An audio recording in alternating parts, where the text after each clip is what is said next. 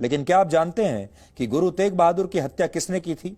आप में से ज्यादातर लोगों को महात्मा गांधी के हत्यारे का नाम तो जरूर पता होगा, लेकिन आप में से शायद बहुत कम लोग ही गुरु तेग बहादुर के हत्यारे का नाम जानते होंगे।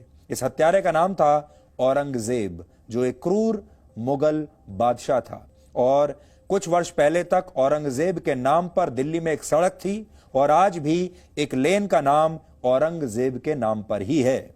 और उसी ने गुरु तेग बहादुर को इसलिए मौत की सजा सुनाई थी क्योंकि उन्होंने इस्लाम धर्म अपनाने से इनकार कर दिया था। हालांकि यह बात शायद ज्यादातर लोगों को पता नहीं होगी। ऐसा इसलिए है क्योंकि हमारे देश के दरबारी इतिहासकारों ने खलनायकों को हमेशा नायक बनाकर आपके सामने पेश किया और देश के असली नायकों को भुला दिया। इसलिए कुछ खास लोगों के बारे में आपको पता है, कुछ खास लोगों की हत्या के बारे में आपको पता है, वो हत्या किसने की थी वो भी आप जानते हैं, लेकिन साथ ही ऐसे बहुत सारे दूसरे तथ्य हैं जिन्हें आपसे छुपा लिया गया है। ये एक तथ्य है कि औरंगजेब भारत को एक इस्लामिक राष्ट्र बनाना चाहता था और उसने कश्मीरी पंडितों को जबरदस्ती मुसलमान बनने के लिए मजबूर भी किया था। यह तथ्य है। तब कश्मीरी पंडितों ने गुरु तेग बहादुर से मदद मांगी थी और गुरु तेग बहादुर ने उन्हें सुरक्षा का पूरा भरोसा दिया था।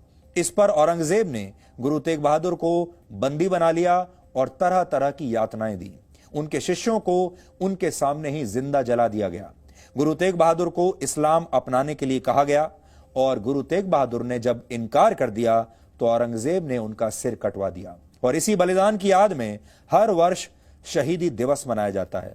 जिस स्थान पर गुरु तेग बहादुर का शीश यानी सिर काटा गया था वही जगह दिल्ली में है और अब शीशगंज गुरुद्वारे के नाम से वो जगह जानी जाती है।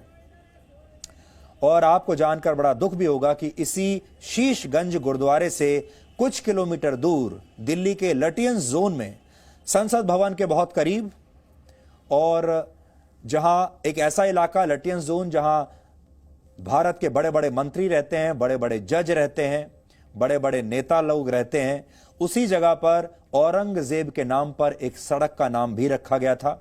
अब कुछ वर्ष पहले उसे हटा दिया गया है, लेकिन औरंगजेब की जो सड़क थी जो उनके नाम पर, उसे तो हटा दिया गया, लेकिन आज भी इसी स्थान पर एक लेन है जिसका नाम औरंगजेब लेन है और उसी लेन की तस्वीर हम आपको दिखा रहे हैं। ये आज भी ऐसे ही मौजूद है और यह जगह शीशगंज गुरुद्वारे से कुछ ही किलोमीटर दूर है। लगभग 350 वर्ष पहले धर्म की रक्षा के लिए दिए गए इस बलिदान के बारे में शायद आपको भी पूरी जानकारी नहीं होगी। गुरु तेग बहादुर कोई राजा नहीं थे। वो चाहते तो कश्मीरी पंडितों की मदद करने से इनकार भी कर सकते थे और अपनी जान बचा सकते थे, पर उन्होंने धर्म का मार्ग चुना क्योंकि उनका उपदेश था धर्म का मार्ग सत्य और विजय का मार्ग है। शहीदों की इसी परंपरा पर हमारे देश को गर्व है और होना भी चाहिए। हमें अपने असली नायकों को पहचानना चाहिए और उन्हीं का सम्मान करना चाहिए। यूनिवर्सिटी ऑफ कैलिफोर्निया में इतिहास के प्रोफेसर डॉक्टर नोएल किंग ने कहा था कि गुरु तेग बहादुर की शहादत दुनिया में मानव अधिकारों की रक्षा के लिए दिया गया पहला बलिदान था। अब आप सोचिए कि भारत में ही सिख धर्म की शुरुआत हुई और यहीं से इस धर्म को मानने वाले पूरी दुनिया में गए। हालांकि यहां के दरबारी इतिहासकारों ने गुरु तेग बहादुर की शहादत को भुला दिया, लेकिन सिख धर्म पर रिसर्च करने वाले अमेरिका के एक प्रोफेसर को उनके बारे में पूरी जानकारी थी और उन्होंने सब कुछ याद भी रखा। लेकिन गुरु तेग बहादुर सिखों के अकेले ऐसे गुरु नहीं थे जिनकी हत्या किसी क्रूर मुगल बादशाह के इशारे पर की गई हो। वर्ष 1606 में सिख धर्म के 5वें गुरु अर्जन देव सिंह जी की हत्या मुगल बादशाह जहांगीर के इशारे पर की गई थी।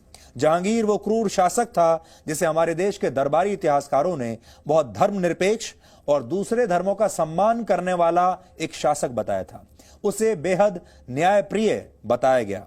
लेकिन सच यह है कि उस समय के मुगल शासक सिख धर्म के प्रसार से बहुत परेशान थे और वो जानते थे कि उनके लिए सिखों को हराना कितना मुश्किल है। इसलिए मुगलों ने सिख धर्म के गुरुओं की हत्या करवाना शुरू कर दिया था। गुरु तेग बहादुर के पुत्र और सिखों के अंतिम और 10वें गुरु गोविंद सिंह भी मुगलों के खिलाफ उन्होंने भी लंबी लड़ाई लड़ी। लोगों की रक्षा के लिए गुरु गोविंद सिंह जी मुगलों और उनके सहयोगियों से लगभग 14 बार लड़े। उन्होंने इस लड़ाई में अपने पिता गुरु तेग बहादुर जी और अपने 4 बेटों का बलिदान भी दिया और अंत में वर्ष 1708 में वो खुद भी शहीद हो गए। इसी दौरान एक समय ऐसा भी आया जब मुगलों की सेना ने एक साथ 7,000 सिखों का नरसंहार कर दिया था। उस समय लाहौर का एक गवर्नर हुआ करता था जिसका नाम था जकरिया खान बहादुर। जकरिया खान ने आदेश दिया था कि जो भी व्यक्ति किसी सिख का सिर कलम करेगा उसे बड़ा इनाम दिया जाएगा। लेकिन यह सब आपने इतिहास की पुस्तकों में शायद कभी नहीं पढ़ा होगा। भारत की कुल आबादी में सिखों की हिस्सेदारी सिर्फ 2% है कहने को, लेकिन क्या आप जानते हैं कि जिन 121 देशभक्तों को ब्रिटिश सरकार ने स्वतंत्रता आंदोलन के दौर में फांसी की सजा दी, उनमें से 93 सिख थे।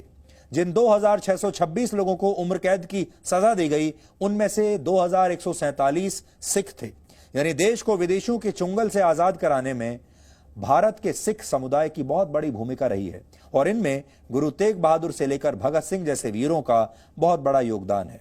सिर्फ मुगलों ने ही भारत में धर्म की रक्षा करने वाले महापुरुषों की हत्या नहीं की, बल्कि मुगलों के बाद जब अंग्रेज आए तो अंग्रेजों ने भी ठीक ऐसा ही किया। लेकिन आप में से कितने लोगों को सिख, मराठा या हिंदू योद्धाओं के हत्यारों के नाम आज याद भी होंगे? शायद आपको ऐसे बहुत कम नाम याद आएंगे। छत्रपति शिवाजी महाराज, उनके पुत्रों महाराणा प्रताप और रानी लक्ष्मीबाई जैसे भारतीय जीवन भर मुगलों और अंग्रेजों से संघर्ष करते रहे, उनसे लड़ते रहे। लेकिन इस संघर्ष को भारत के दरबारी इतिहासकारों ने कभी भी इतिहास की किताबों में ठीक से वो जगह नहीं दी जिस जगह के वो हकदार थे। और ऐसा इसलिए क्योंकि आपको इतिहास की जो ज्यादातर पुस्तकें पढ़ाई गई वो इतिहास बताने के नजरिए से नहीं, बल्कि सच्चा इतिहास छिपाने के नजरिए से लिखी गई थी। इन इतिहासकारों ने ही अंग्रेजों और मुगलों को आपके सामने बहुत ग्लैमराइज करके पेश किया। और आज इस देश का दुर्भाग्य है कि भारत के शहीदों के साथ साथ लोगों का खून बहाने वाले अंग्रेजों और मुगलों की याद में बनाई गई सड़कें और स्मारक आज भी आप सबके सामने मौजूद हैं और आप दिन रात उनका नाम भी लेते हैं। सोचिए, सब देखकर देश के लिए बलिदान देने वाले वीरों और वीरांगनाओं की आत्मा आज कितनी दुखी होती होगी।